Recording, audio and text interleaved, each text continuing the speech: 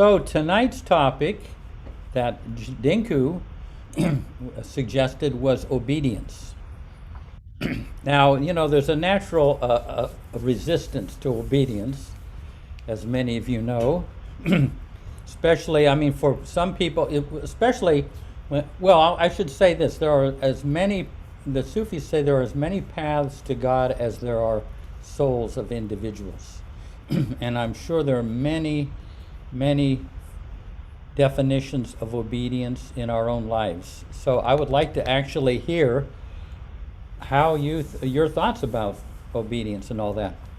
I know, like, when people come to the center who are new and they happen to hear the term obedience and obeying Baba, I notice that they can be a little bit uncomfortable because some of for someone new, the idea of obedience is like obeying in a parochial school to the head mistress or the mother superior or the father superior, or maybe to some cult figure who we've seen what can happen in that case. So what I usually say is that Baba's obedience is about obeying your higher self, obeying the best in yourself. The really obeying love and all the different attributes of love. As I say over and over again, generosity, forgiveness, empathy, courage, humor, creativity, honesty. Those are the things. So I do say that Baba's not asking of us anything that would be unloving. So now there are various types of obedience, and I'm just going to mention a couple of them. One is that there are the general guidelines that Baba gives, my wish and various things. But there's also the inner promptings that we get that we wind up obeying from Baba. We may get an inner prompting to call our Aunt Mabel, and it turns out that it happens to be her birthday, say. Or you get an inner prompting to, well, you may ask Baba, should I go to this college or that college? And he will give an indication often, and so you go with it. So there's that type of obedience to a specific situation. And a lot of people ask Baba, what he would like us to do. But anyway, I'm going to, before we start, I'm going to read, and there are some great examples of obedience, but I won't go into those now. But here is something wonderful that Baba said. They're called the gifts of love. And I'm sure you're familiar with this, but this is this puts obedience in context. So Baba says, this is from the Everything and the Nothing. Love is a gift from God to man. Obedience is a gift from master to man. Surrender is a gift from man to master. One who loves desires the will of the beloved. One who obeys does the will of the beloved. One who surrenders knows nothing but the will of the beloved. Love seeks union with the beloved. Obedience seeks the pleasure of the beloved. Surrender seeks nothing. One who loves is the lover of the beloved. One who obeys is the beloved of the beloved. One who surrenders has no existence other than the beloved. Greater than love is obedience. Greater than obedience is surrender. All three arise out of and remain contained in the ocean of divine love. So it's an incredible quote there from Baba. So anyway, what's that? What page is that, please, or what chapter? It's on page 5.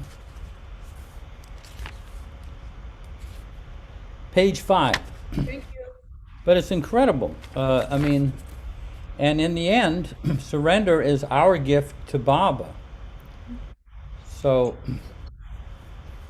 and so anyway, I'm just going to open it. There's some other things that can be said, but I'd like to hear from what you folks might have to say. Yeah. Anyone? Can I Oh, start? good. We got Diane. Can I ask a question? Yeah. I was thinking about this earlier today, and I was thinking about the people, because I was listening to the thing on Pendu this morning, and the people who actually communicate, who were there physically, a mano with Baba, had certain obedience directives directly to them. Yeah. And those of us who don't have him in our ear like that, I was wondering if they were different. I heard this funny song too, Baba, you told, are we allowed to eat eggplant? I know you told one of your disciples to not eat eggplant. Was that for everybody, or do we just in season? Yeah, I know some things are very individual and are not meant to be universalized. That's that's always a problem there. But the thing is that people say, "Oh, it was easy for you, Mandali. Bob would just tell you what to do and you do it," but he wouldn't tell you how to do it. He'd say, "Okay, I want to get some passports and I need to get into Pakistan," and you go off, but you have to use all your intuition to find out what customs official might be the one who's softest that you can make a plea to. You got to do all these things. He gives you the general kind of thing that he wants done, but he doesn't tell you how to do it, and you have to use your ingenuity to carry out his orders. So that's the so we're kind of in the same boat. I mean, Eric said we're all in the same boat, but even the Mandali, they got some very specific orders, but a lot of it was they had to use their own intuition and trial and error to carry out Baba's orders. Does that make any sense? Well, I'm clear about what they had to hear, but it's like, I think that the only thing I'm told to be obedient about is to say Baba's name and to him. Well, if you're in a situation and you can see that somebody is hurting and their heart is hurting, even though they may not express it, you may feel it within, and you may feel to go over and connect with them, see how they're doing.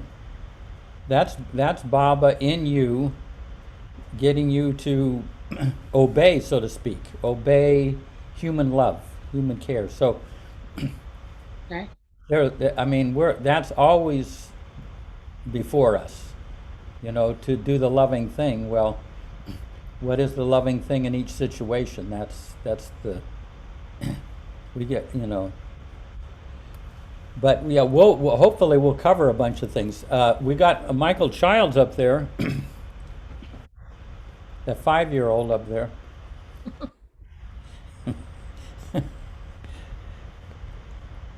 Is that me to say it's my turn? Is I'm your trying to be obedient.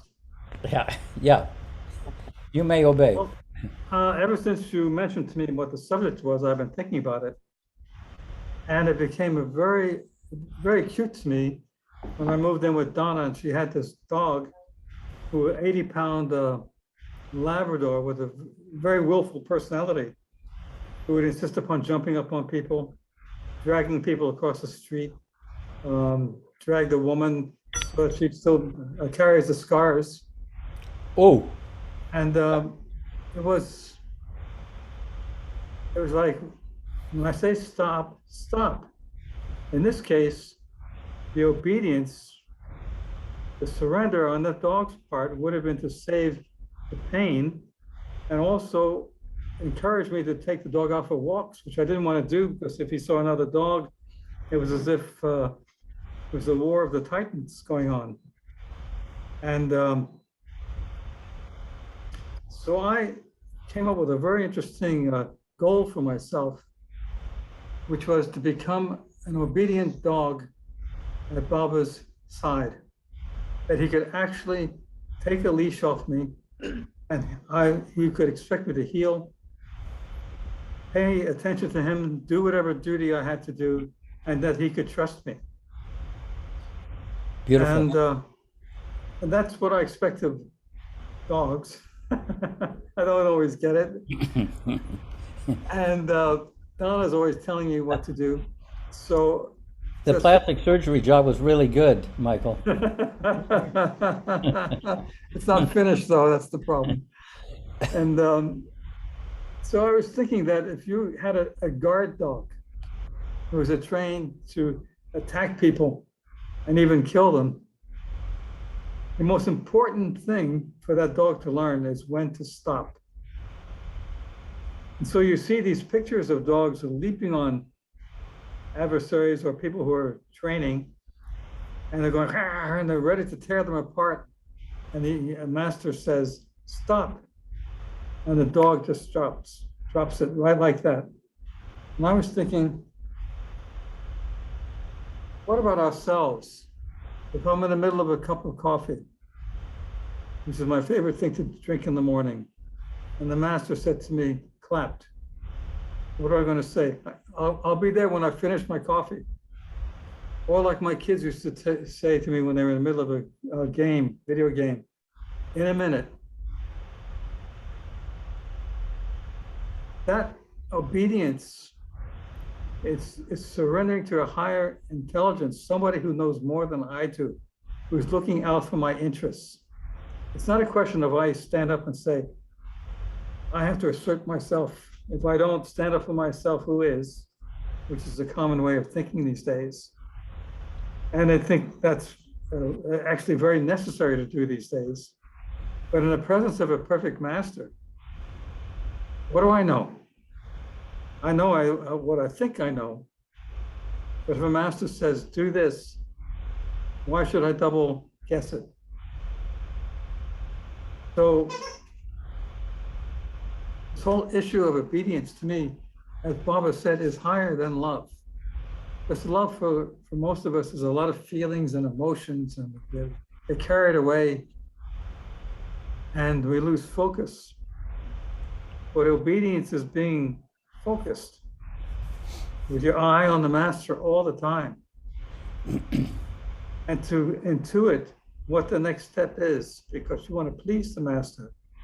You don't want to have to, you don't want to put him in a position of saying, look, I don't want to repeat myself. It's always so annoying to do as a parent. And people who are parents here understand this. But things go very smoothly if we would just obey each other. And somebody says, look, wash the dishes. Okay. Don't tell me what to do. And oh God, we go through this battle over taking out the garbage or doing the dishes. I mean, we're talking about little stuff. When I was talking about going into the field of battle and shooting bullets and all that, just talking about getting up in the morning. So I have been thinking about the topic, and I think it's really important. The whole idea of healing, of being by the master's side, and intuiting what he wants, and always looking at him. He goes left, I go left, without a leash. It's wonderful when dogs do that. And if they can do it, since we're so superior to dogs, I think we could try to do that. Beautiful. Yeah. Yeah. I mean, you're better than a dog, Michael, I know. A cut above.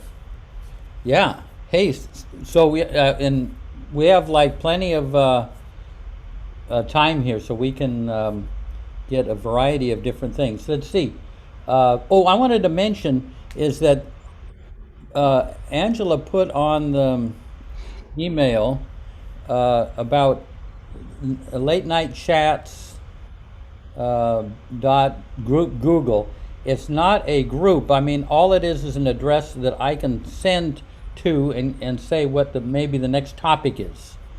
You know, it's not like it's just a one-way thing, so that I don't have to type up individual emails. I can do one email and you guys can all get it. So there's not, you don't have to join any group. Jeff, can somebody turn off, can everybody mute? Somebody has a fan on that's making a lot of noise. Uh-oh. Please, it might be Michael. Yeah, I don't know. It Thank might you. be me. Let me see something here. Oh, yeah, it is you. Is it? Yeah, because Michael's muted. Yep, that's it. That's you. Oh, shoot. Did you I turn it don't- off? I'm going to try to lift my computer up. Oh, I think everybody else is muted. Yeah. Angela's phone's not, but I don't think that. Uh-oh. You can probably still hear it, right? Yeah. What the heck? I tried to correct that. Well, you know what I'll do is when I'm not talking, I'll mute myself. Let's see. Let's see if this does it.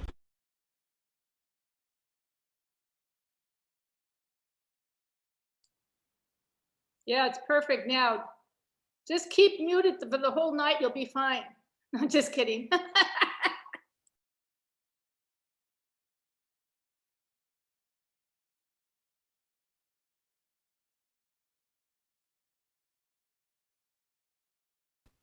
Now we have to keep on reminding Jeff to unmute himself. throughout the Lanita, night. I'll let you, you know what, Mayor Prasad or Prakash, I don't know which one is the tech. I can call on people. Yeah, I've okay. been given the golden wand. So Sounds Lanita, good. go for it, Lanita. Hi guys, Jay Baba. Happy Father's Day. Well, you know, I have a question for you all, for all of you, whoever dare to answer me.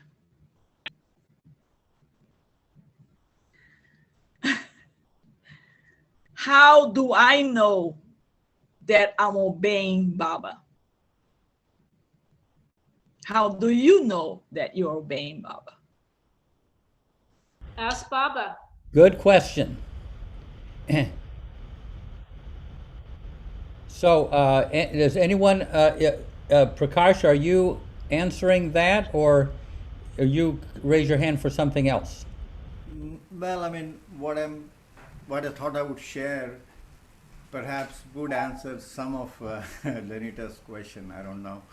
But to me, obeying Baba means because of direct guidance from him in physical form.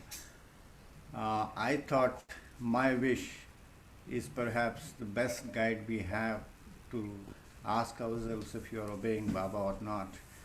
And to me, that really has been the major guide.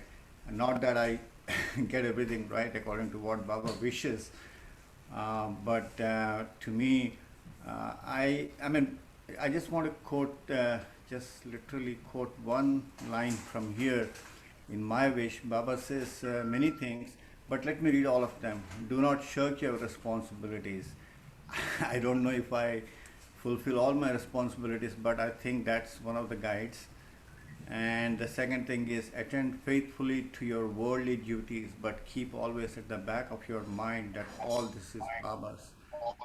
And thirdly, when you feel when you feel happy, think Baba wants me to be happy. When you suffer, think Baba wants me to suffer.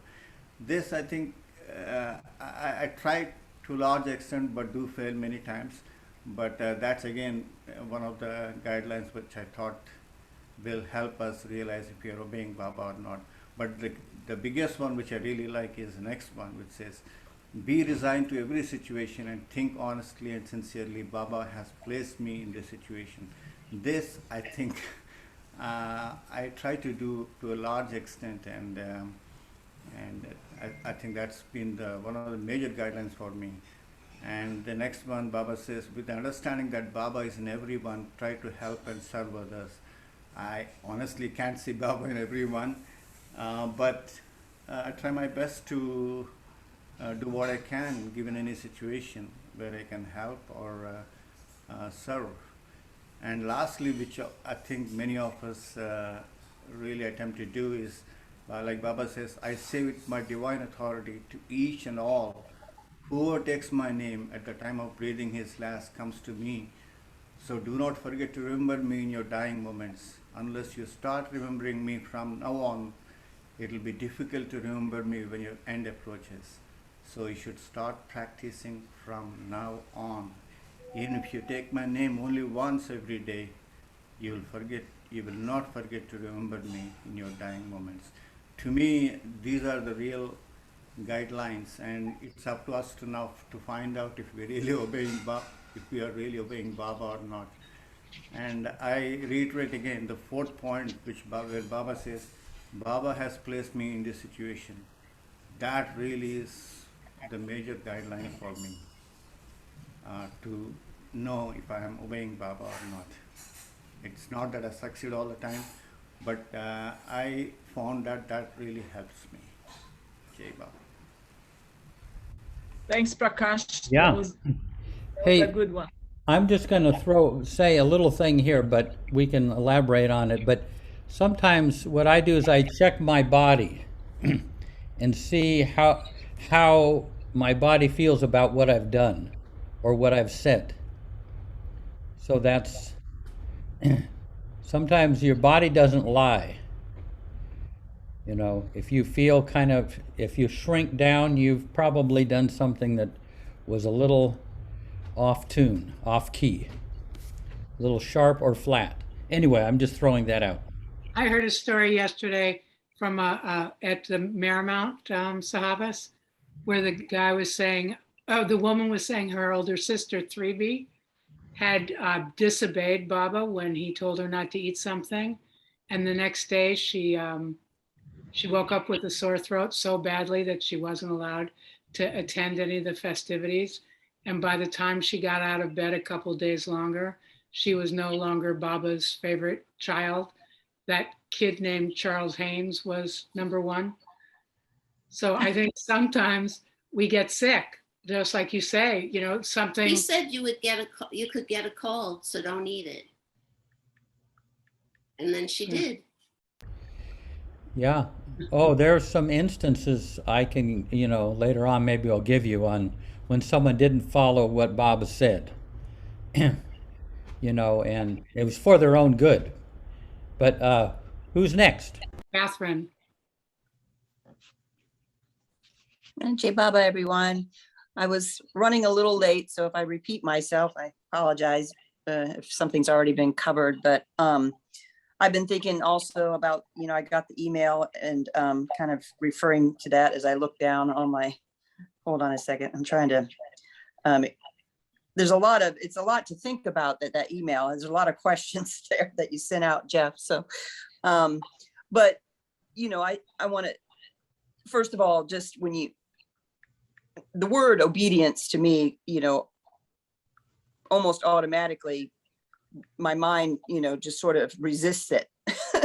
and so I went in to look up a few of the Baba, quotes about obedience, and I found one, but I couldn't find it just now to read it. But, and so, when you think of obedience, sometimes, that can be like if you're a slave and a master and you're having to do what everybody's saying. And I did find one quote where Baba was saying that it was, his idea of obedience, which I understand is not some sort of subservient, disciplinary kind of thing to another person, but and really immediately after my mind thinks that, I'm already to the point of knowing that it's about love, and it's about following your heart or following the force of love that within you, which is Baba. So, I mean, in that sense, you're not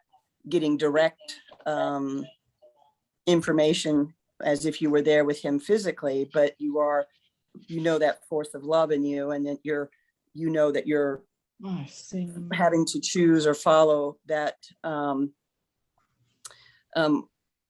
love in whatever situation you're doing. And then of course, so the question is there, are you able to follow that? And I'm sure many of you, along with myself, it's just, there's some things that that are about love that are very, very hard to follow, because it takes a lot of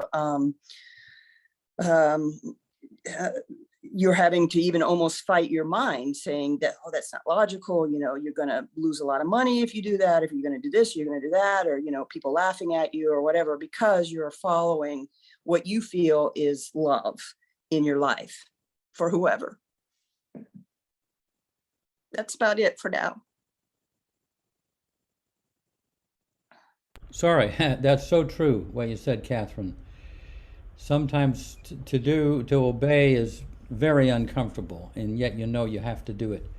Okay. Al?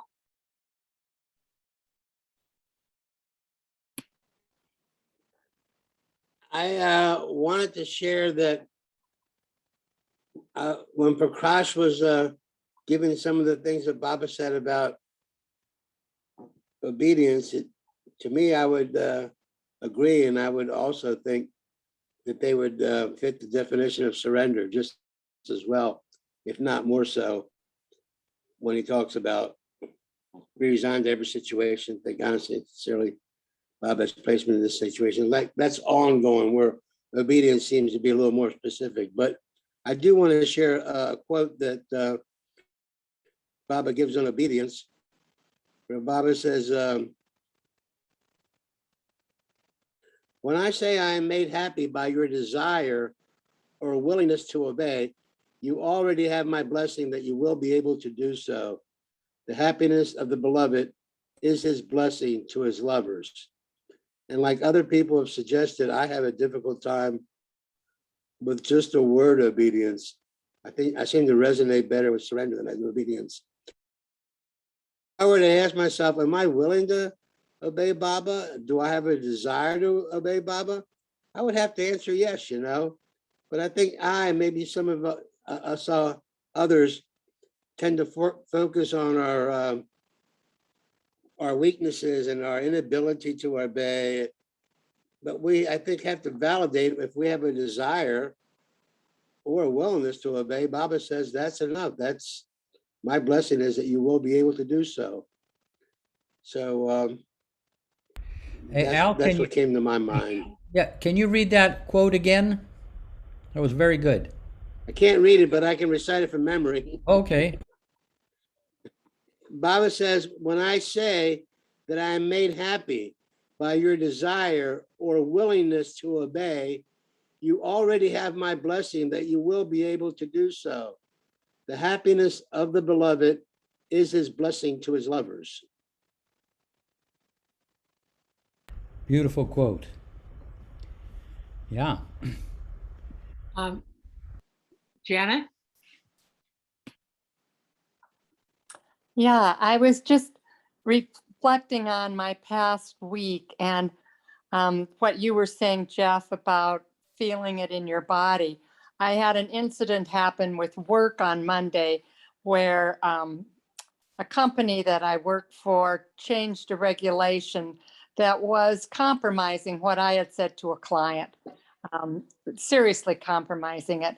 And I was extraordinarily upset. And I wrote an email, not, you know, to a woman who's my superior, but I mean, it's not her job to make this regulation. She wasn't the person, but I was rather expressing outwardly my deep frustration and without kind of no uncertain terms, which I can do, which I can be prone to do at times.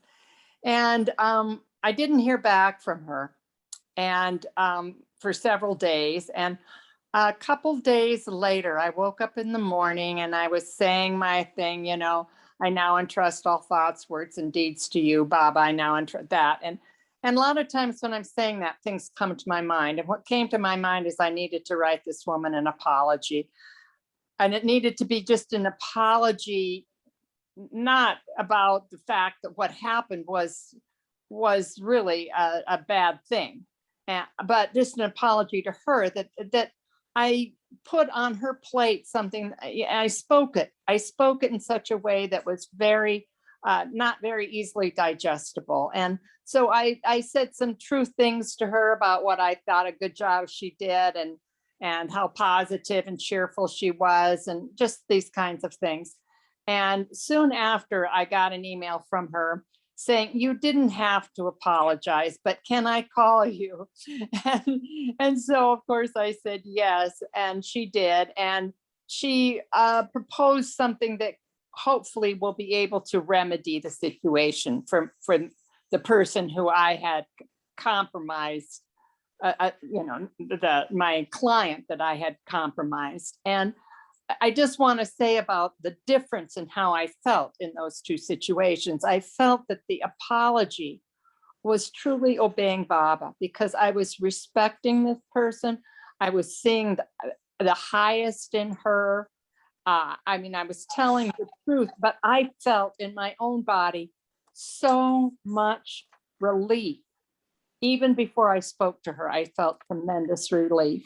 Whereas after I'd written the email, the original email, my frustration did not, it was still in a very intense state. So, I don't really feel that it was Baba's, I wasn't obeying Baba by writing the original email. I don't know if I was or not, but I do know that when I wrote the apology email, it released tension for both this woman and myself, and then provided an opportunity to resolve the situation. And that felt like Baba's touch on it. So I feel like, that felt like perhaps, I'm not sure, but it felt perhaps like an obeying Baba. Yeah, and like I say, you said you could feel the change in your body. Yeah, Yeah, sometimes that means it's like you've hit the right note, yeah, and it harmonizes with your body. And if I can usually feel something's off in my body if I have not spoken in the right spirit or done yeah. something right. Yeah. Okay. Go hair. Jai Baba. So obedience. Oh my goodness, this was a very big subject when it came to Baba's disciples, and my father being one of his close ones, learned many lessons in obedience, starting way back in the 1930s when he first came into Baba's contact. And when Baba takes you on as a disciple, your training becomes very specific. And every little detail is important to be literally obeyed. And so with that in mind, my father learned very early on to obey implicitly. And after many first trials and failings sometimes, this one incident stood out to me among the many that he had. And this happened in 1950 in Mahabaleshwar. So Baba had called a meeting with the Mandli, and so my father was present, of course. And it was held in a stable. And Baba gestured to Vishnu to close the door after everybody had gathered. Now, Vishnu, seeing that an elderly disciple, Gustaji, was coming and he was moving slowly, he held the door open. Due to his doing this, two unwanted men snuck in and they took Baba's darshan. Now, this was not allowed at the time. So Baba's mood was completely spoiled when this happened, because this was not supposed to be how the meeting was to go. When Erich pointed this out, they apologized and they left, the two men, but Baba's mood was spoiled. So right away, in anger, he rebuked Vishnu for holding the door open and not obeying him implicitly. But right after that, he at once realized that this was not right, because under the New Life uh, rules and regulations that he himself had set, that people were not to get angry, and that also included him. So once he said he was unhappy that he himself had gotten angry, he asked one of the mandli to slap him. Now, this person, this timid person, got up and very timidly slapped Baba. Then Baba at once said, "Is this the way you slap somebody when you punish someone?"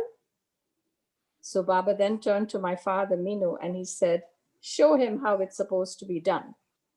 And demonstrating implicit obedience, Minu stepped up and, to the horror of all present, delivered a slap to Baba with full force.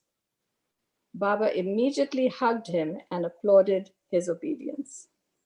So it just goes to show, I guess, that, when he said, and then after that incident happened, it's noted in Lord Meher somewhere, that Baba actually glowed after this incident happened, when my father slapped him with full force. So, but that was implicit obedience. So I guess for the mandli, it was held to a much higher standard than, but I feel that if you love somebody, then it just follows naturally. It's not even like an effort that you would be obedient towards them. And it just happens naturally. I think it flows. So with love in your heart, obedience is there naturally. Jai Baba. You know, Goer, that when your dad slapped Baba, they could see the red, Yes. the impact of it, you know. Yes, with full But force. but the amazing thing is that there was one person who was witnessed this. Yeah. He had come to expose Baba as a fraud, was maybe possibly thinking of killing Baba. But when he saw a master allow himself to be rebuked by his own disciples, he was so touched that he took off all his clothes down to his shorts and surrendered to Baba on the spot. That was Pukar. Did you remember? He was so impressed by Yes. this master who instead of getting away with things and ordering his disciples around, and never taking on anything himself, he was so profoundly moved. So Yes. your father kind of in a way brought Pukar to Baba, you might say. Anyway. Yes. Rainey?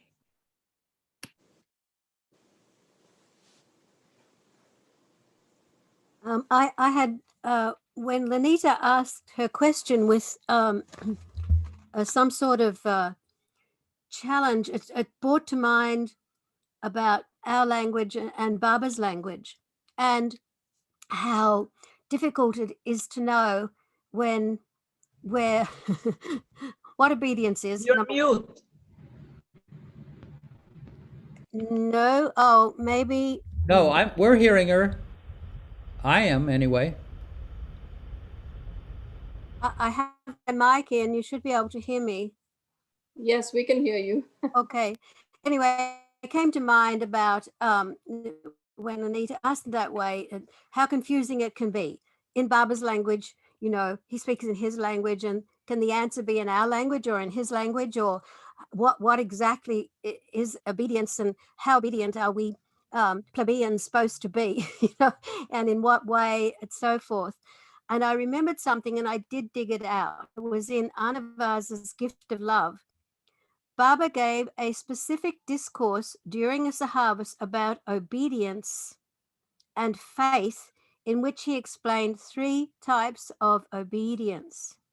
Using as an example a man named Gadakar who was seated in front of him, Baba said, "You all have seen Gadakar sitting here. Suppose I were to tell you that he's not sitting in front of me." The first type of obedience would be simply to agree he's not there. The second type of obedience would be to agree thinking there must be some special meaning attached to my statement. And the third and rarest type of obedience would be not to even see Gadikar sitting there. Yeah. That happened with, was it Kalyan, who was a disciple maybe of Ramdas? And he said that it's dark in here.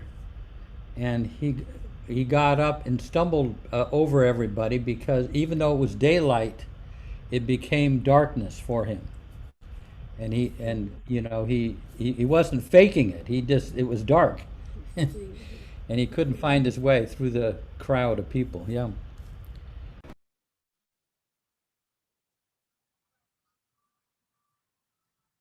Michael, you had your hand raised? Yes. I didn't think you were going to call on me, so I gave up on it.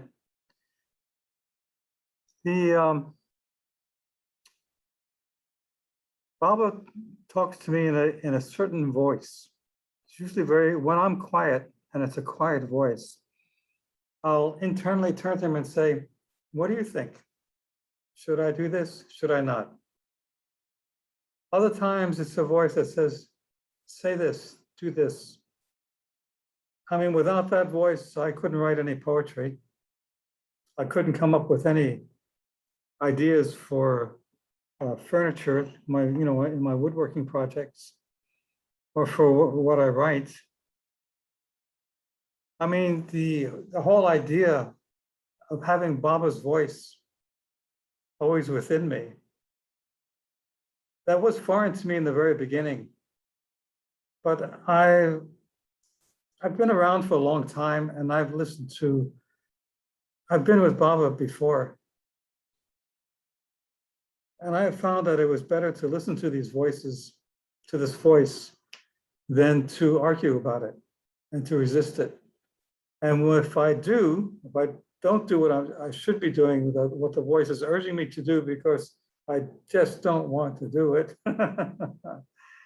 I'll break something. I may have an accident.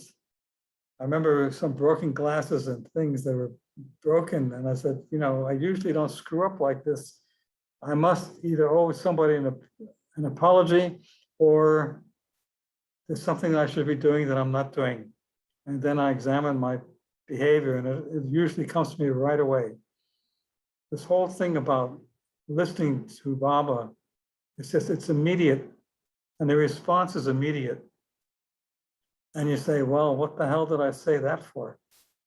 There was this evening in North Myrtle Beach that I've heard it turned into a story, and some people came to the door of the house, and like 10 o'clock at night, and there was a young man there, didn't look much like a burglar. And I just opened the door without introducing myself or him or any pleasantries, and said intuitively, are you looking for God? It turned out that he was looking for the spiritual center, and he had gotten lost. And there was no explanation for it. But again, I feel like if I'm going to be this dog who heals, and my master tells me to do something that is just off the wall, or not part of the regular routine or what I'm expecting, to do it anyway because the master says so. So that's how I look at it.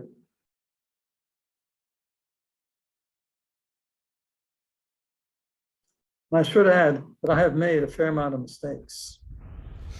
I have been married 5 times, and I could look at all of them as mistakes, except that I learned lessons from each one, which brought me to where I am now.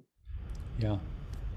So, but that's good what you say. You're hearing, getting a sense of what Baba wants you to say or do, and there are a number of people that have accessed Baba that way, and it's a beautiful life if you can get that communication with Baba and just respond. And there are a number of Baba people who tell me who have that.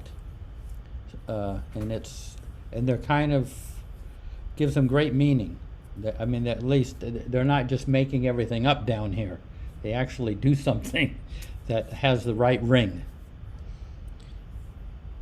So, Marion. Hi, thank you.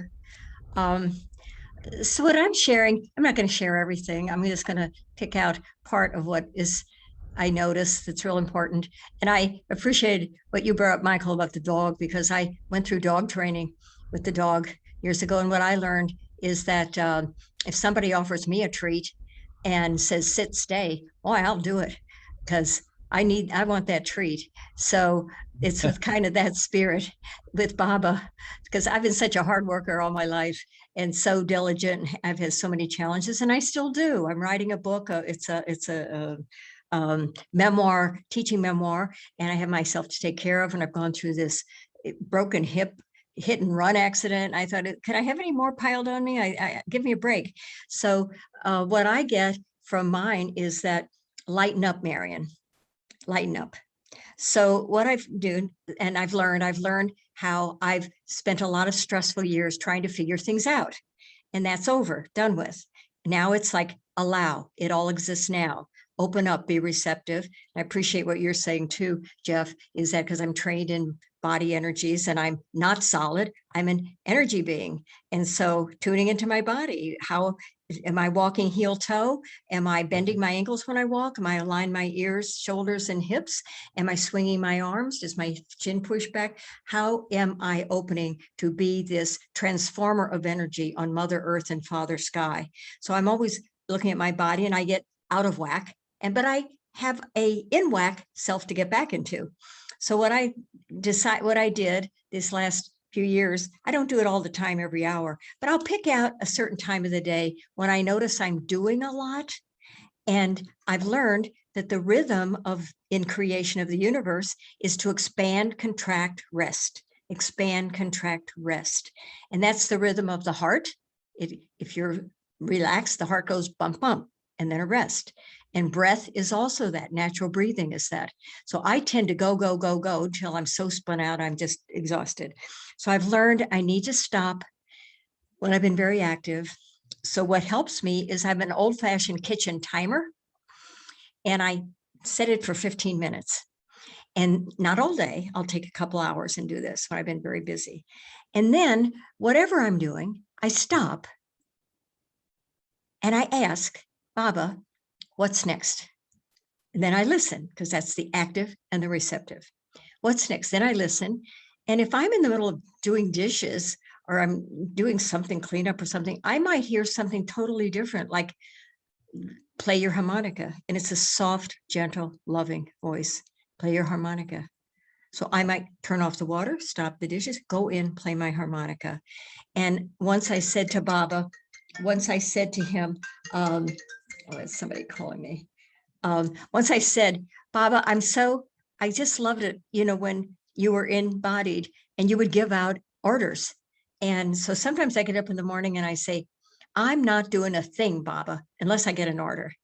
And Baba likes it when I get kind of aggressive, because I've been the original good girl. So the other side of the coin is getting aggressive so that I can come into balance with submission and aggression into a true self-assertion, so I can really surrender. So Baba, his pictures is practically always smiling at me when I say that. I'm not doing anything until you tell me what to do, but I have to listen. So it's about listening, and then I don't mind stopping maybe a chore that I'm doing to go do some other thing in the middle of it.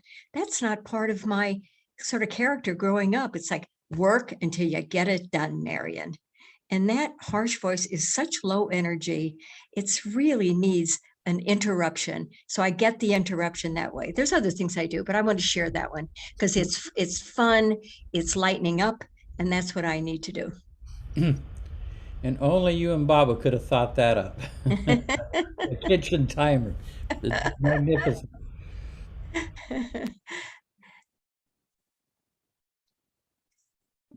Nobody else has hands, so go for it, Jeff. Actually, I'm raising a hand. Go for it. So I had a hard time with the part where it was the what felt like blind obedience to the master that was said a couple minutes ago. And Terry said, but this is coming from your master, and you have to trust that you might only see the small picture instead of the big picture.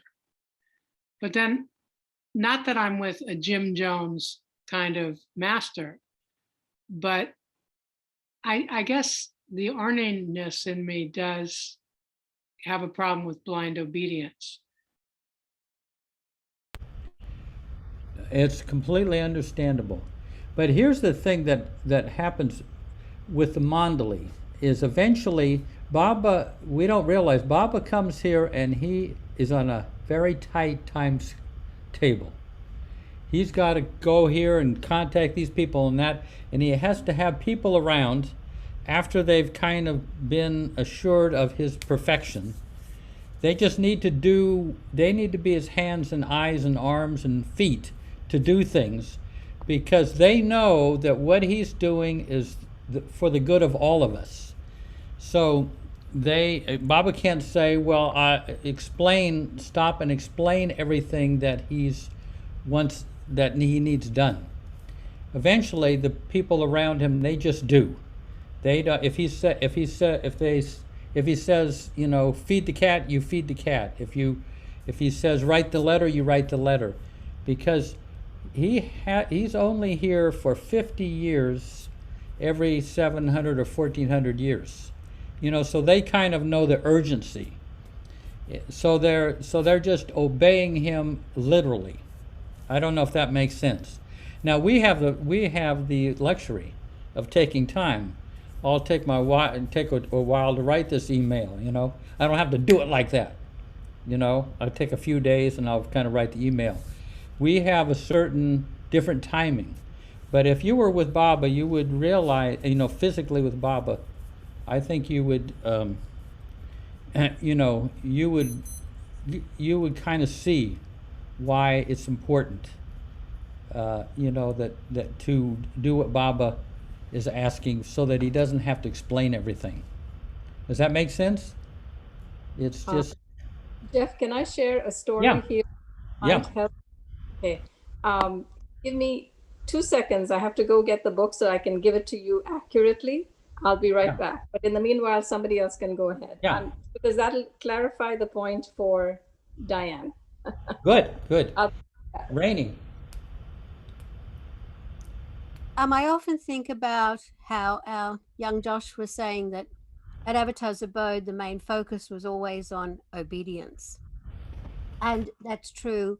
But it came about, I think that Baba focused so much on it, not in the first trip in 56, in the second trip in 1958 to Avatar's Abode, because he had just written that whole discourse on obedience in America and put a pamphlet out on that discourse, which Baba had Francis read out at Avatar's Abode. And then Baba went into, if you read John Grant's book, Practical Spirituality, I mean, you can really only take a chapter at a time. It's like Lanita says, what do we know about obedience?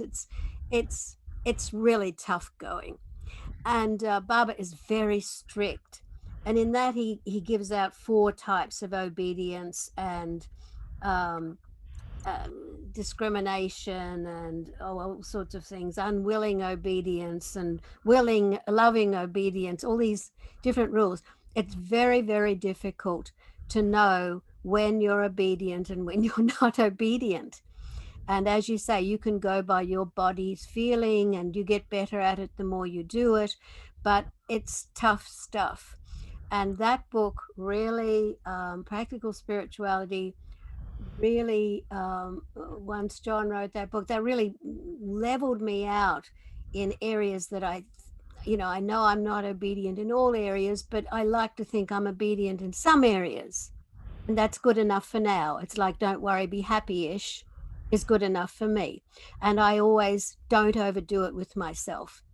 So as I don't do what Catherine would have liked to have done. As soon as you see obedient, let's run the other way, you know, like like naughty kids can do.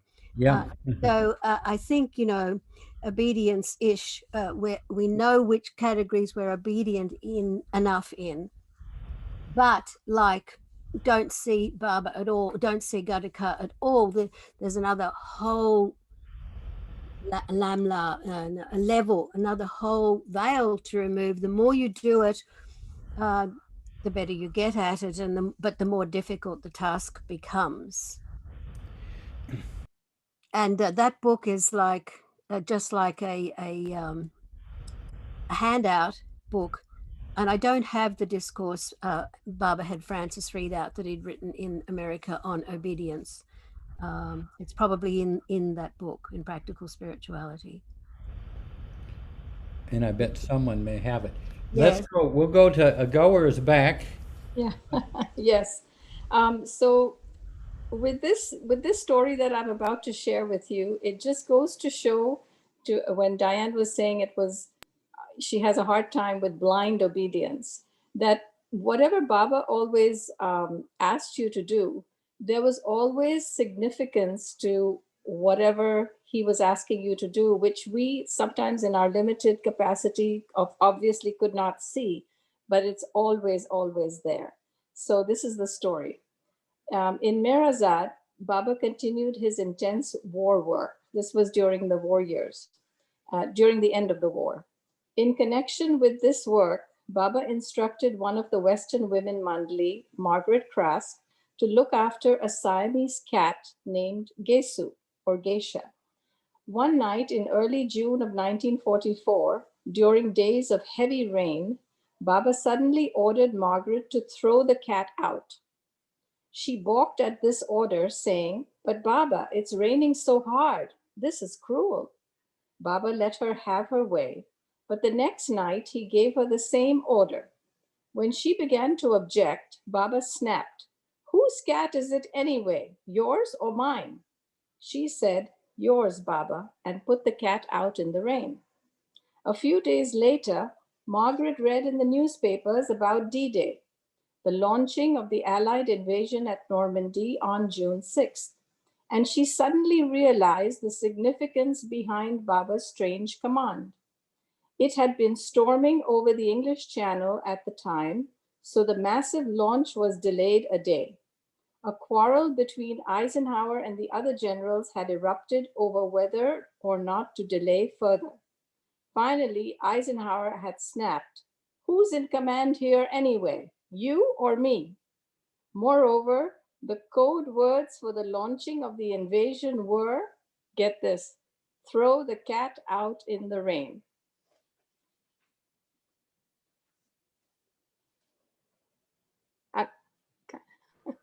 Wow. Yeah. That was the signal from the French resistance. Yeah. Has a cat been let out? The cat has been let out in the rain, and that was Right. the signal. Now that's the green light. Yes. So you see, Baba was working behind the scenes, controlling all this. So big significance to whatever he tells you to do. Where was that reading? This was, this actually is from my father's book, The God Seeker. But yeah, but I'm sure it's also in Lord Meher at some place, but it has been recorded, yeah, in Lord Meher, I think. And also it might be in Margaret's book, if I'm not mistaken. But it's in Mara Maher too. yes, that's right, in Lord Meher. Right. I thought that story was profound. Yeah. I hope that helped, Diane. Okay, who's next? That would be Peter.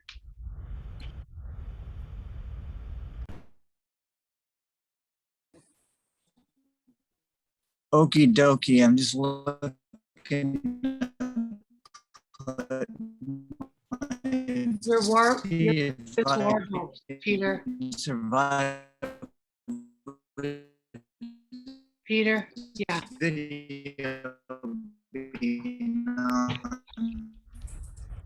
Peter, we can't hear you. You've been drinking a little bit again, you know. Yeah, Oh. I had my hand up a while ago. It's warped. Is it warping? Yeah. Yeah. Work on it a little bit. I'm just going to tell you a couple of stories about obedience. Audie used to describe this where Baba said that he was supposed to be at a certain place in his car. Baba said to be right on time. And he got delayed, and so he had to speed there to try to get there on time. And in the process, he hit a young child on the road. And that caused him months and months and months of legal problems. It was, but if he had really followed Baba, Baba was very specific. He had to be exactly at a particular time, and he lost track of the time. And Baba would have averted that. Instead, he had, I think, maybe over a year of litigation on the thing. Now here's one. This is a type of obedience that Baba Meru describes this, where she was young, maybe about 19 or 20, and they went to the movies with Baba and the women, and they got seated, and there was some elegant family down in front of them. And so Baba asked Meru to go down and ask them if they would move. So they, kind of cooperated, and they moved. And then I think the movie started, and Baba said, I want them to move again. So she went down a second time to ask these people in the middle of a movie to move. It was just, and then she went and sat down, and Baba asked her again to go down and ask them to move a third time, and she just could not do it. I mean, she was not, there's no way she was going to do it. And it was obvious, and Bob was displeased. But that obedience, of course, is to wear out our worry about what other people think. I mean, it's not just totally frivolous, but you have to, and Meru was very strong. I mean, she would have been able to easily do it later on in life. But as a, 19 or 20-year-old, it was over the top. That was too much to go down and ask a party of people in the middle of a movie to move. So that's the type of thing. Let's see. So go ahead. I think Rainey is there.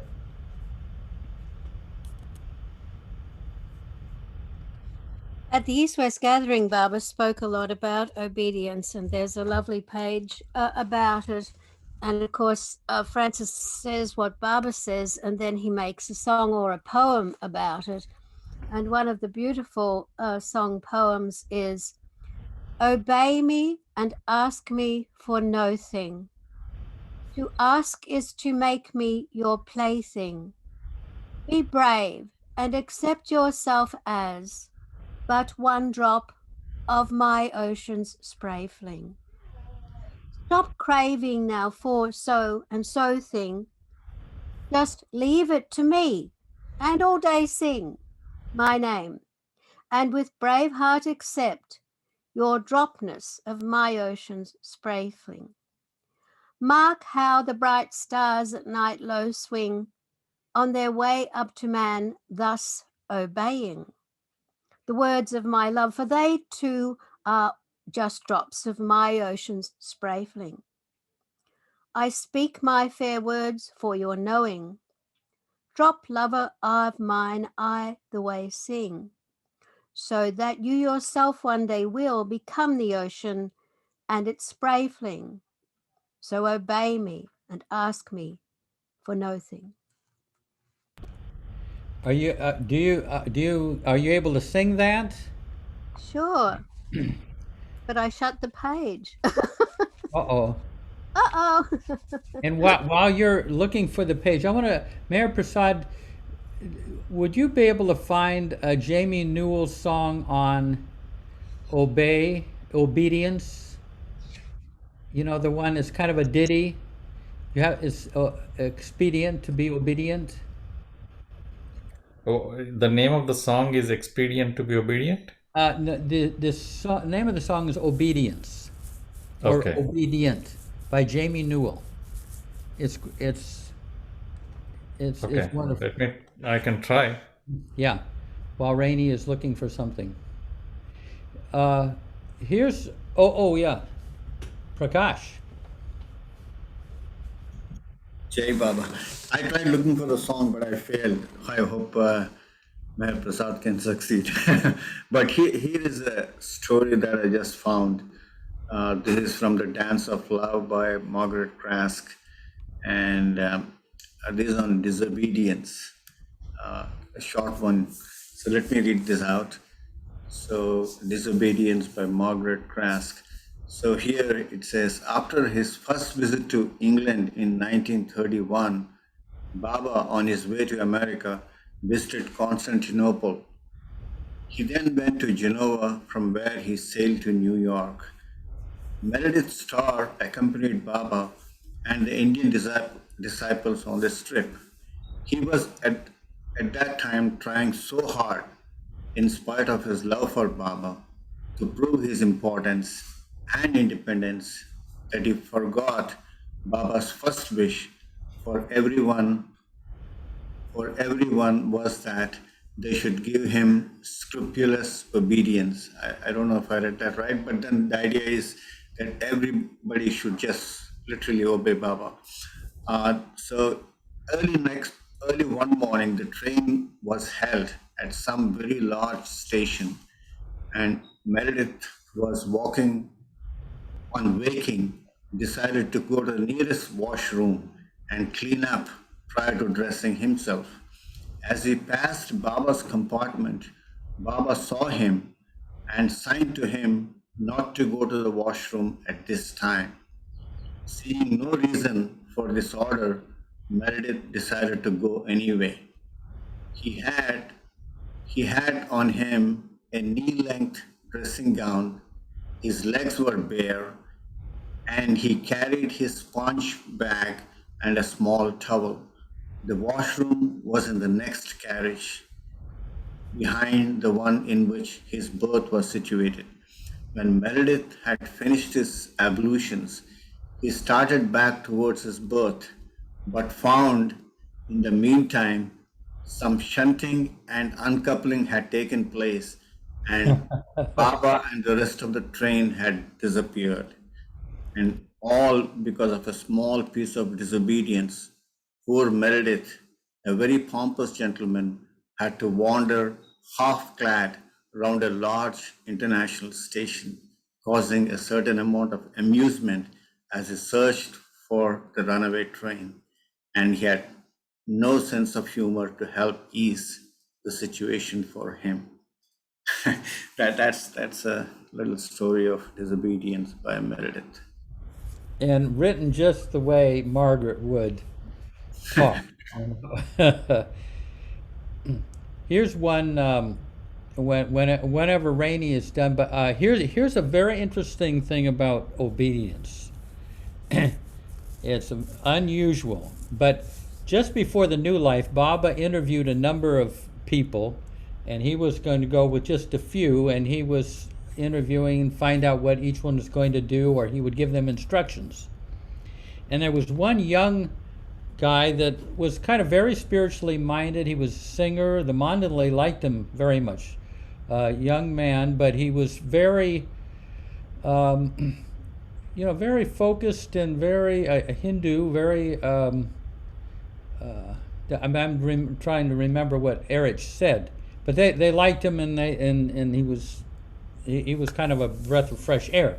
So when his turn came to see Baba, and this is what Baba said. Baba wanted him to drink drink alcohol, eat meat, and go to brothels. And he didn't like that at all, and he just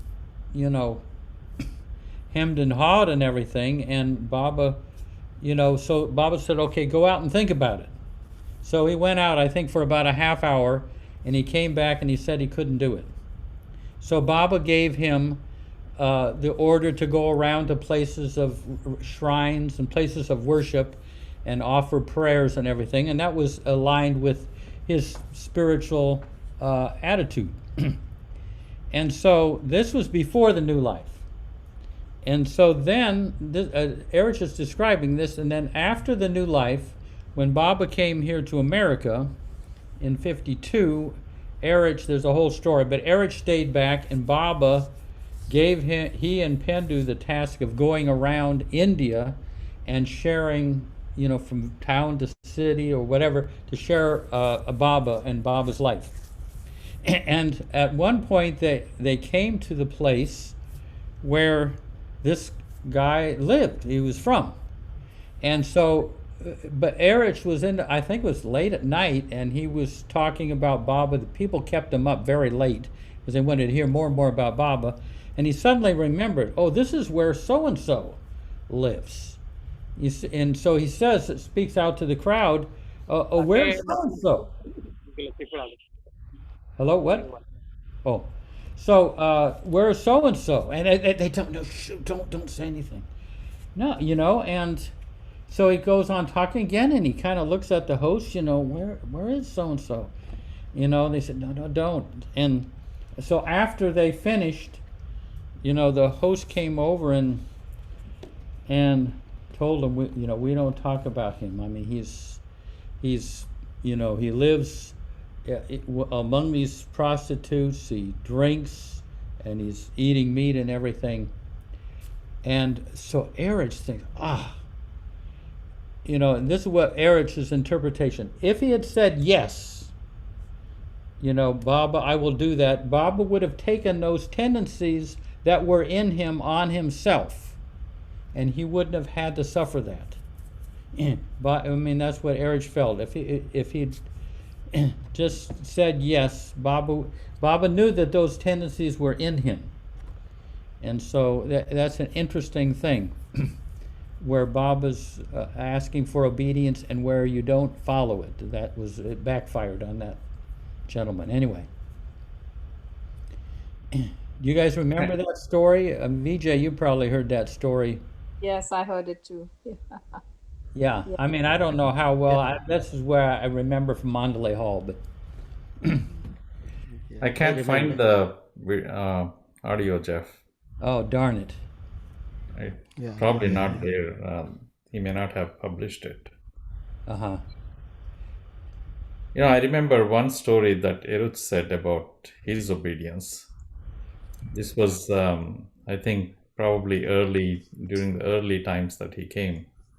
Baba sent him to Ahmednagar to settle a dispute between two families, and he asked him to be back by 6 p.m. So he went there, and there was the two parties were on completely on the opposite ends, so he had to bring them kind of into the middle throughout the day, and it took a long time, and he was pretty close to getting that done, and it was almost 6 p.m.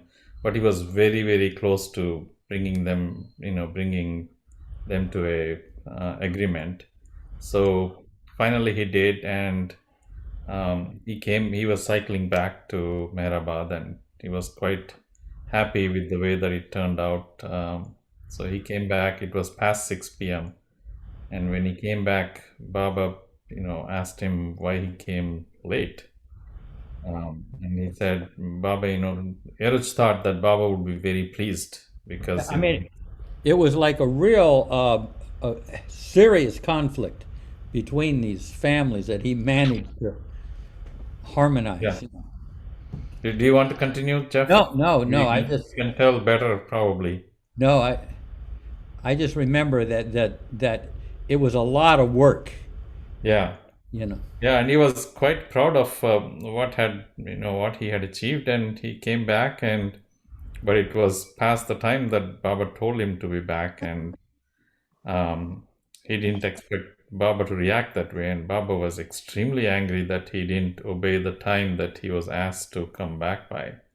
And he told him, Hirat said, Baba was pretty close to getting the agreement between the two parties, and Baba said, it doesn't matter, that has, you violated my order, so go eat shit. And then Iruch goes away, and he finds a latrine, and he's about to scoop up a piece of the refuse, and he hears a clap that somebody says, Iruch, Baba wants you immediately drop everything that you have and go immediately. That's the one thing that I remember. It was literal obedience that he was gonna do. Exactly, yeah. That is like a different kind of resolve you have to have. Yeah. I remember that story. Yeah. We got Rainey. That first, before VJ, we'll have Rainey because she's been waiting there. This is the song "Obey Me." It's not the exalted. There's many versions of this Yeah. now and melodies. David Maotke's gorgeous one, but this Yeah. was the original tune in the early 70s that everyone was used to in its innocence. Obey me and ask me for nothing. To ask is to make me your plaything. Be brave and accept yourself as but one drop of my ocean scraping. Stop craving a for so and so thing. Leave it to me and obey, sing my name. Brave heart, accept or drop this my ocean scraping. How the bright stars at night glow swing.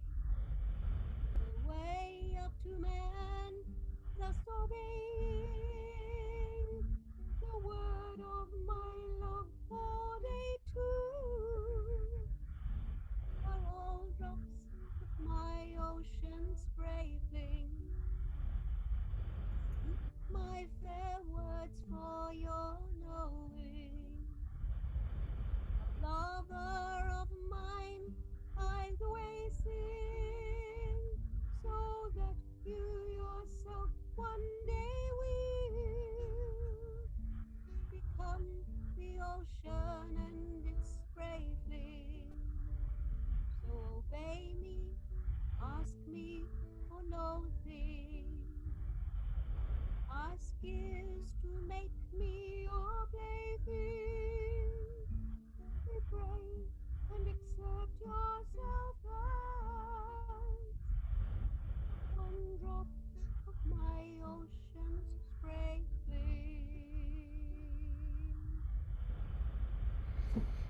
Thank you, Rainey. Wow.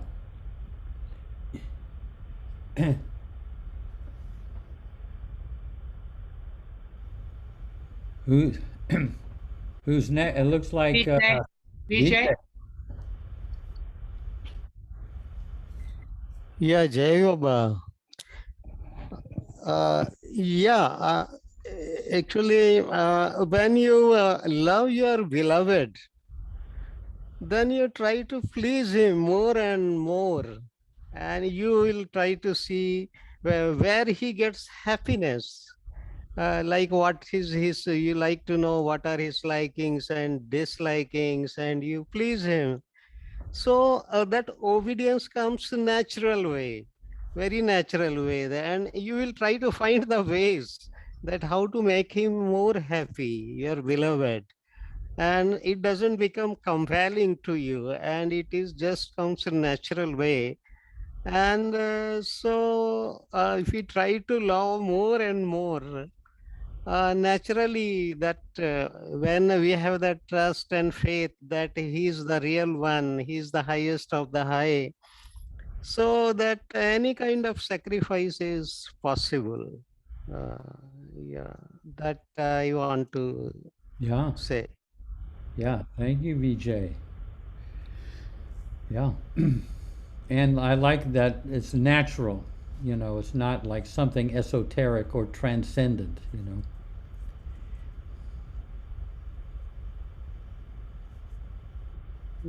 You want to go the next? Rosalie?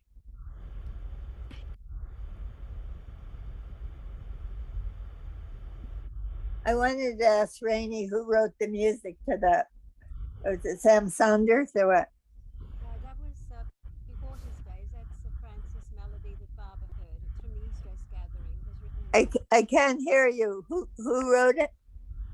That was written in 1962. So that was part of the East West Gathering collection that Barbara heard, the 29 songs of the East West Gathering. So Francis wrote the little folk song melody for it. Oh, okay. Thanks.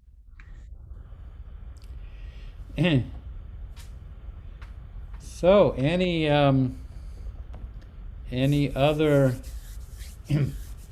Rainy, do you? Oh, sorry, Michael. Go ahead. Go ahead, Mayor Prasad. Yeah. I had a question for Rainy. If she remembers the order that Baba gave to Francis, this is actually not very well known, but Baba gave an order to Francis to remain in a small room fasting for 28 days. And Rainy, do you know that story?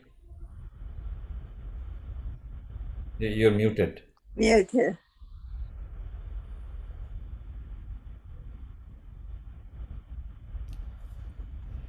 Still can't hear you, Rainey. Yeah.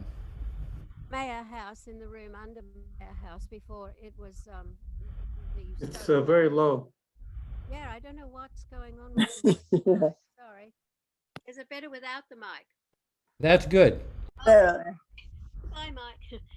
It was at Mayor House in the room he lived in under the construction of the 1956 visit for Baba, the Mayor House made of stone, that he was instructed to fast for 28 days. And he had never fasted before, so he was not sure whether he could do it. So what he did was it's a tiny room, and he asked people to lock him from outside. So he had a lock put on the door and lock him from outside, and he stayed inside the room. And that room looks like a similar to Saint Francis Cave in Italy. It's a very small room. It's pretty amazing, I think he just remained on water and coffee or tea for those 28 days. He was not sure whether he could obey that order from Baba, so he forced himself to make sure that he would remain in that room and not go out during that time. And he was not allowed to do anything. He was not allowed to read, write, nothing, just sit there in the room. Wow. For 28 days, right? For 28 days, yeah. I think he was allowed to sleep, but not do anything else. I'm not sure about the sleep part, but he was not to do anything in the room other than just sit there. I wonder what Lanita would do for 28 days in a cramped space.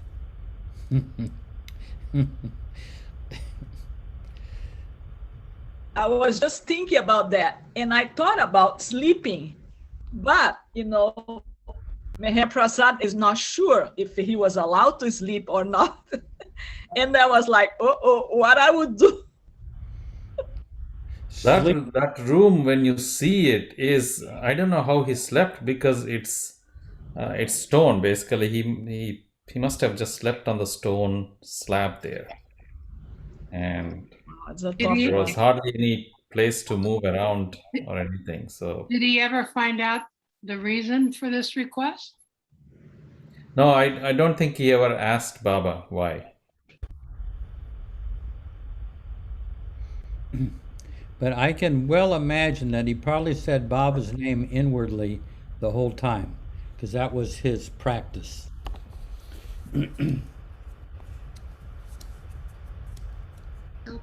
Okay, Michael. Where are you, gentle lover, who seeks me with your gaze? Behind a tree, in my lover's arms, in clouds, or never-ending roads? Where are you now, my hummingbird, flitting before my sight? At this blossom or at that? Mysterious little bird beyond my reach. Now I seek you, now I don't. Lost in daydreams and life's demands, your beauty makes me wonder. I turn in thought to find you gone. Where are you now? And now? And now? Who am I that forgets to forget myself and seek myself in you, who are myself, even in my forgetfulness? Reeling before the onslaught of the mind, I pull the trap set for you, only to find it empty. Read that again, Michael. That's good. Just a touch slower for the elderly. Where are you now, gentle lover? Okay. Where are you now, gentle lover, who seeks me with your gaze? Behind a tree, in my lover's arms, in clouds or never-ending roads? Where are you now, my hummingbird, flitting before my sight? At this blossom or at that? Mysterious little bird beyond my reach. Now I seek you, now I don't. Lost in daydreams and life's demands, your beauty makes me wonder. I turn in thought to find you gone. Where are you now? And now? And now? Who am I that forgets to forget myself and seek myself in you, who are myself, even in my forgetfulness? Reeling before the onslaught of the mind, I pull the trap set for you, only to find it empty. Beautiful. Wow. Jeff, you forgot to mute. Who did? You did. You Uh-oh. were listening. Was that making too much noise? Just I don't hear it anymore. I think you fixed it. Not on my iPad. No. Do you want me to share the video and show the Francis room? Yes, please. Ah. Okay. Jeff, you're okay with that?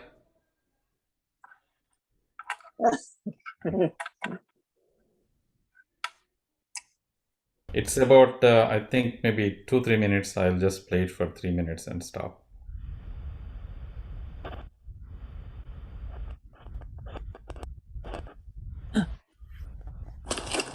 Yes, So this was the first room or cabin built by Francis. So we're going inside now, and there is the window, one window, and just circling around in the room. Here's the door Francis came through, and here's a bench here, still with some of Francis' tools. Oops. Tools on it. The room is no bigger than a kind of monastic cell, but this is where Francis first lived. After he lived in a tent, he built this small room for his lodging.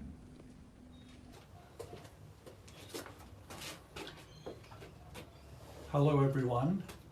I'm in Francis Brabazon's cabin at Mayor House in Sydney, Australia, and this is the cabin that Francis built from stone before he built Mayer House, and this is the cabin that he lived in while he was building Mayer House. Those of you who have been to St. Francis's Cave in Assisi might see some similarities here. When you go to Barber's Cave in Assisi, you pass through the monastery where St. Francis's bedroom is located, and you see the same stone bed that Francis Brabazon, or similar stone bed to the one that Francis Brabazon used, and which I'm leaning against right now. And over my right shoulder, you may see some hand tools that Francis used to cut the stone for Mayer House and for this cabin. This is also the cabin that Francis spent 28 days in following a performance of the play, The Quest. In 1956, when Barber came to Sydney and stayed at Mayer House, the Australian group put on the play, The Quest, which is the last play in Francis's book, Singing Threshold. My mother, Joan LePage, was in the chorus, Joanna Bruford, Lorna Rouse, and other people took part in the play. Francis played the main role of the Seeker. When it was over, when the performance of the play was over, Francis was beckoned by Barber to come forward, and Barber gave Francis a 28-day seclusion in this cabin. And Francis fell at Barber's feet in pleasure and delight at this penance or seclusion that Barber had given him. Francis was to stay in this cabin for 28 days. He was not to read, he was not to leave, there was no light allowed. He was permitted 1 pint of milk per day and tea and coffee. In case Francis felt the urge to leave, he asked the Barber group to nail shut this door. So this door was nailed shut for the 28 days, and Francis remained in here for those days. Now, I suppose it's just barely possible that there's someone out there who is as cynical as I am. You know, and hearing the Barber's reaction to Francis's play was to tell Francis he had to spend. You know, one of the places Barber says that the disciple or aspirant comes to a stage where he cannot go back or cannot go forward. When I hear these kind of stories, I have second thoughts. But you know, you can't go back, you can't go forward. I remember that part. Yeah. Also, Francis would have with these practices that Baba would ask him to obey. He said he had this dry throat all the time. He was always parched, and his skull became incredibly heated, and he would either begin laughing uncontrollably or crying uncontrollably. But he would always obey. You mean that was that when he was in the 28 days in the room, or this was on another occasion? This was on several practices after 1952 that Baba asked him to obey. And secretly, inwardly, he was asking to another order, but he didn't ask for one, and that he'd have to obey. And I think it was at that time when he inwardly was trying to suppress that question that he wanted another order, was when Baba gave him the order to ask for 29 days. Hey, so, well, look at Patty. That your yard looks fantastic. I was saying that. Look at that. Well, hey, so I think if somebody look at that. Well, okay, all right, here we are. It's very beautiful. Yeah. Wow. Yeah. I couldn't hear Rainey, so I was putting it up to my ear where my speakers were. So that was the only reason you started to see my yard. But I couldn't hear her hardly at all. So I don't. Yes, I couldn't either hear her. Yeah, I didn't know if anybody, if it was just me. So I tried to start to write it in the chat, and I thought, well, everybody else seems to be listening. I'll just shut up. So Yeah, so I missed it, Rainey, but I know it was delightful. And I missed your song too, which I was really sad about. I couldn't hear that at all. So I'm anyway, sorry, I don't know what's going on with this computer. yeah, I can barely hear you. It's having a moment. Yeah. Sorry. So, Yeah. so anyway, do we have anyone have a final quote before we disappear?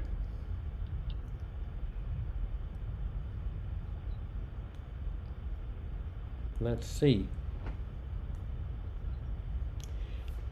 Do you think it's worth reading that the stages of love, obedience, love, obedience, and surrender, or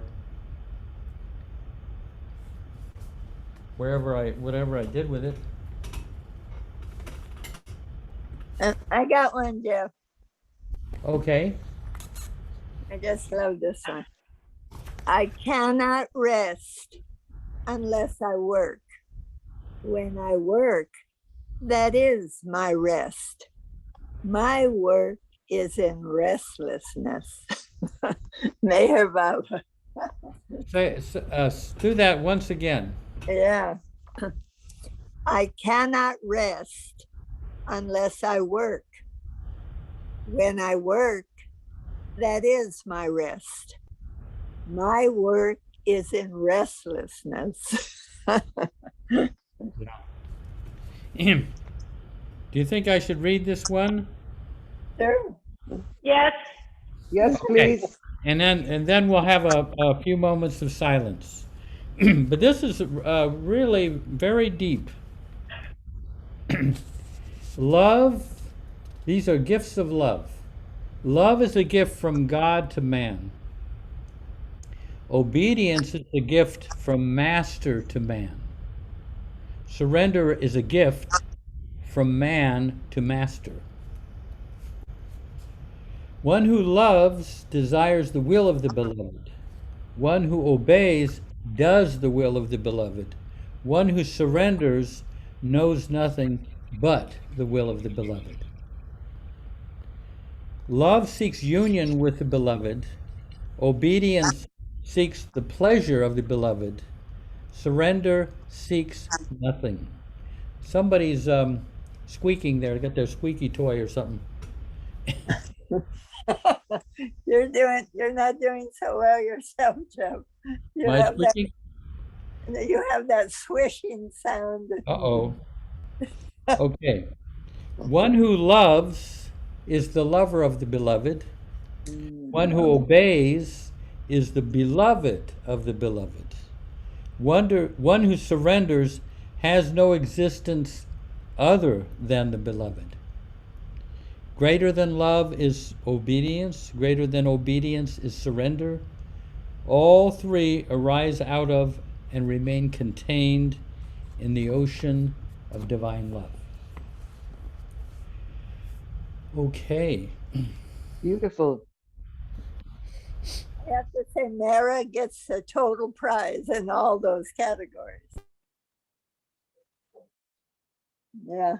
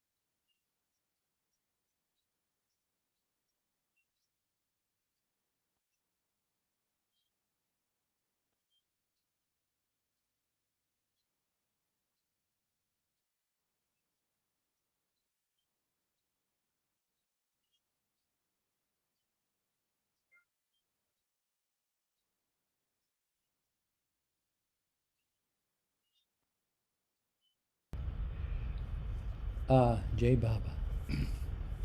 Hey, let me ask you, does anybody have any topic for this coming Tuesday? or I don't know if Goer has a part 3. We've had it twice. um, any, what's that? The new humanity. Ooh, the new humanity. Mm. What do you folks think? I'm kind of partial to it. I've been studying it for 60 years now. Wow. Well, you're kind of part of the old humanity by now. No, I'm not really. It's you have a certain job in life or purpose. Mm-hmm. It's my purpose to help bring it about. So, and it was before I heard about Baba. Yeah. Yeah, I mean, This is Marion. I like that too, because I feel like the future is now, not ahead of us. It's now. The new humanity. Yeah. What about selfless service? Oh God. What? All right. Selfless service. Yeah, selfless service too. Let's see. What anyone else have? We'll put the options out on the table here. Uh-oh. Peter, we can't quite hear you there. Yeah. Anyone else have any thoughts? So selfless service, the new humanity. I mean, Goer part 3 we can get sometime. That might be springing out on you a little too last minute, you know. Oh, sorry, part 3 for what, Jeff? Huh? Part 3 as in... Well, I don't think you got to the end of your story with your father. Oh, okay. Remind me where I stopped then, because I forget. Yeah. All right. Well, we'll talk about it later. Yeah. Yeah. We'll work that coming up in the future. Okay. So we've got selfless service and the new humanity. Any other? How about Baba's jokes? Jokes that Baba liked. We that's harder to find. But we did have a session on humor. We did. We did have yeah. But that's a little harder to find the jokes. Okay, so we'll put selfless service or helping others. That the challenges of that, the experience of that, or the new humanity. I don't have too many thoughts about the new humanity myself. Neither do I. In addition to selfless service, what came to me is I've always kind of wondered about the whole concept of mastery and servitude. Mm-hmm. So I don't know if that's about the same. Yeah. Okay, so let's raise our hands. New humanity.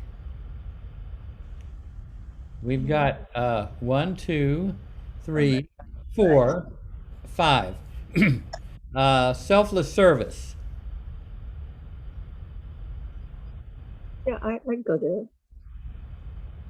We've got 4, 5. Uh-oh, looks like new humanity. I'm going to have to read up on the new humanity. I mean, this is like Marion said, this is the new humanity. You know, if we can just carry it on and on into the now. Yeah. Baba says there's no yesterday and there's no tomorrow. There's only the now. And I get to the point where I can't even put Zoom on anymore. It's all about yesterday. It's all sentimental. It's all about what was. And Baba's making it new. So where's he making it new? Where's the spontaneity? Where's it happening? When's the new humanity going to get off its butt and make it new? I mean, I get so frustrated there with what was. Yeah. What about what is? Yeah. No, how to get to that place where you are new. You know, When find the when the three quarters of resistance is removed. So we'll one of the things I concluded in all my years of studying the subject was that each one of us can consider the humanity to be compared to a hologram, where it's a three-dimensional object that you're looking at, but the way it's created is with individual negatives that are all different, but have one focus. The light focuses through them on one point. And in this case, that would be God. And have each individual as part of the whole, but it also represents the whole. So the new humanity is both individual and collective. Yeah. It's a very profound subject because it involves the disappearance of oneself and opinions about others and what differentiates us rather than what we have in common. Because you're talking about if one-fourth of the population of the world, if you figure 7 billion is 2.5 billion people who are here for the new humanity, and you've got every major religion and all the differences in between. And if we have mindsets about what's good and what's bad, we're not going to be able to embrace them as brothers and sisters. They're going to be the other out there, differentiated from us. So linking up to what we have in common. And it takes a lot of disappearing of positions and things that we take for granted. And it's a really profound subject. So I'd love to talk about it, but yeah, we're out of time. We're going to go for it. Yeah. We'll go for it. So, anyway,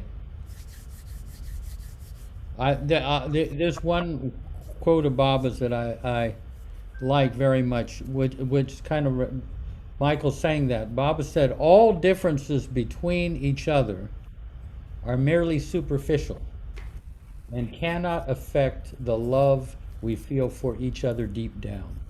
Mm-hmm. So if we could get to that, we would be a new humanity. Mm-hmm. You know, and we can do it. I think we better be able to do it by Tuesday. Look, I'm 80 years. Okay. I'm 80 years old. I don't have a lot of time left. Okay. So you got to get cracking on it now. Yeah. This is the quote. All differences between one another are merely superficial and cannot affect the love we feel for each other deep down. The love is already there, so it's just removing, like Michael says, all the differences, the opinions, the right or wrong, all of the things that seem to separate us and get to what we all share. Can I read to you the Baba quote at the end of the discourse? Love and coercion can never go together. But while love cannot be forced upon anyone, it can be awakened through love itself. Love is essentially self-communicative. Those who do not have it catch it from those who have it. Those who receive love from others cannot be its recipients without giving a response, which in itself is the nature of love. I get so moved when I read these words. True love is unconquerable and irresistible. It goes on gathering power and spreading itself until even eventually it transforms everyone it touches. Humanity will attain to a new mode of being and life through the free and unhampered interplay of pure love from heart to heart. Yeah. Mayor Baba. Yeah, it's got to happen. Okay, folks. Well, come, bring your old humanity together, and we'll see if we can throw it in the bonfire and create a new humanity on Tuesday. Jai Mayor Baba, everyone. Thank you, Jai Baba. Thank you. Thank you, Jeff. Baba. Thank you, Yeah, everyone. thank you. Thank That- you. Jai Baba. Dinku was the one that thought of this, yeah. Thank you, Dinku. Bye. Thank you Thank you, all. Dinku. Baba, thank you very much. Jai Baba, Jai Baba. Thank